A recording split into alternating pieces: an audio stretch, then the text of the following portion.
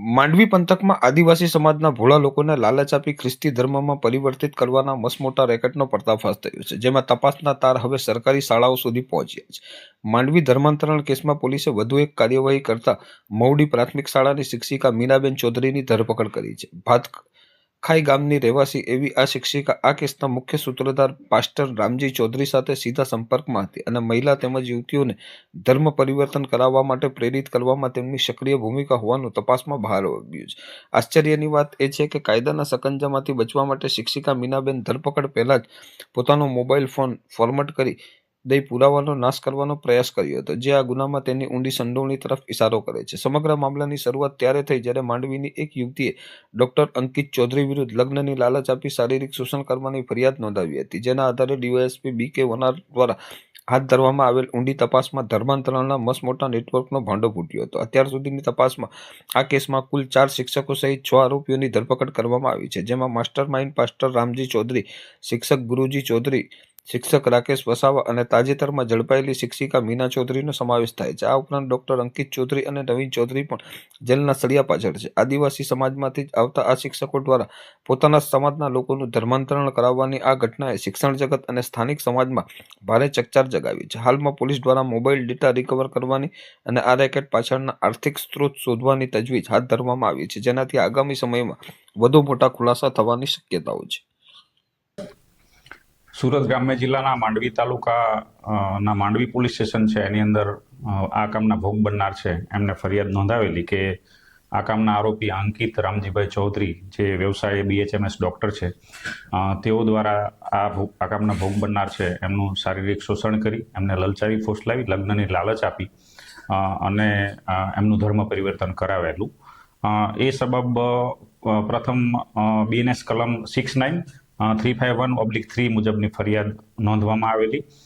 વધુ તથ્યો આ કામના ફરિયાદીએ રજૂ કરતા અને પુરાવા રજૂ કરતા વધુ તપાસ આદરવામાં આવેલી અને એ વધુ તપાસ દરમિયાન ધર્માંતરણ થયેલ હોવાની હકીકત છે એ અંગેના પુરાવા મળતા ગુજરાત ધાર્મિક સ્વતંત્ર અધિનિયમ 2003ની વિવિધ કલમો તળે કલમોનો ઉમેરો કરવામાં આવેલો. આ કામના જે આરોપીઓ છે એમણે આ કામના ભોગ બનનાર છે એમને સુઆયોજિત રીતે પોતાનો કોમન ઇન્ટેન્શન પાર પાડવા માટે થઈને ધર્માંતરણ કરેલ હોવાની હકીકતો જણાવી આવેલી. જે અનુસંધાને આ કામના બીજા આરોપી રામજીભાઈ ચૌધરી, એ ઉપરાંત નવીનભાઈ ચૌધરી, ગુરજીભાઈ કોટિયાભાઈ વસાવા, એમની ધરપકડ કરવામાં આવેલી. ત્યારબાદ રાકેશ ચંદુલાલ વસાવા નામના એક વ્યક્તિની પણ ધરપકડ કરવામાં આવેલી છે અને એ હાલ રિમાન્ડ હેઠળ છે. એ ઉપરાંત આજરોજ વધુ પુરાવા આધારે અન્ય આરોપી બેન મીનાબેન ચિરાગભાઈ ચૌધરી, મૂળ ભાતખાઈ તાલુકો માંડવીના રહેવાસી છે અને તેઓ માંડવી તાલુકાના મહોડી ગામ ખાતે પ્રાથમિક શાળામાં શિક્ષિકા તરીકે નોકરી કરે છે. એમના ઉપર પણ આક્ષેપો હતા અને રજૂઆત હતી ને ફરિયાદી દ્વારા કેટલાક પુરાવા રજૂ કરવામાં આવેલા, એટલે એમની પણ સંડોવણી જણાવતા એમની આજરોજ ધરપકડ કરવામાં આવેલી છે. એ હાલ પોલીસ કસ્ટડીમાં છે અને એમની વિગતે પૂછપરછ ચાલુ છે. આ બેન છે એમનો રોલ એવા પ્રકારનો હતો કે આ કામના મુખ્ય આરોપી રામજીભાઈ ચૌધરી છે એમની સાથે ઘણા વર્ષોથી સંપર્કમાં હતા. તેમના ત્યાં આવવા જવાનો ઘરોબો હતો અને ધર્મ પરિવર્તનની જે પ્રવૃત્તિ જ્યારે થઈ આ બેન ભોગ બનનાર બેનની, ત્યારે ત્યાં એમની હાજરી છે. આ તમામ ધર્મ પરિવર્તન કરવાની પ્રોસિજર છે એની અંદર એમનો સક્રિય રોલ છે, એટલે એમની ધરપકડ કરવામાં આવેલી છે. વિગતે પૂછપરછ ચાલુ છે. જરૂર જણાશે તો એમના પોલીસ કસ્ટડી રિમાન્ડ મેળવી અને વધારે પૂછપરછ કરવામાં આવશે. સર, મહિલા હતી એટલે મહિલાઓને લાવવામાં મીટિંગ કે આવા કોઈ ધર્મના જેવી કઈ કાર્યક્રમ હોય તેને લાવવામાં વધારે મેનિપ્યુલેટ કરતા હતા એવું હતું?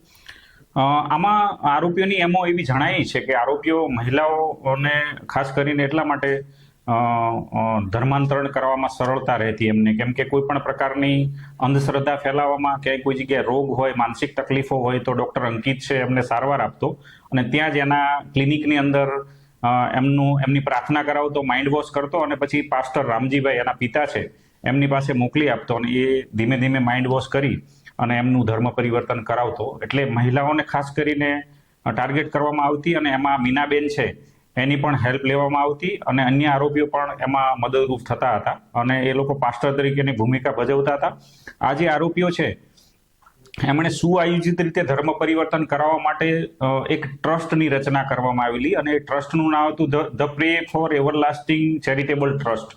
એ ટ્રસ્ટના ઓઠા તળે આ આરોપીઓ છે ધર્મ પરિવર્તન કરાવતા હતા એવી હકીકત જાણવા મળેલી છે ને એ અંગેના પુરાવા પણ મળેલા છે. હાલ આ 5 આરોપીઓ છે એની ધરપકડ કરવામાં આવેલી છે. વિગતે તપાસ ચાલુ છે અને વધારે પુરાવા મેળવવાની કાર્યવાહી ચાલુ છે. સર, અંકિત ચૌધરી જે આરોપી છે ડોક્ટર હતો તે હાલ ફરાર? અંકિત ચૌધરી છે એ ને જે તે વખતે એની ધરપકડ થયેલી છે અને જામીન મળેલા છે.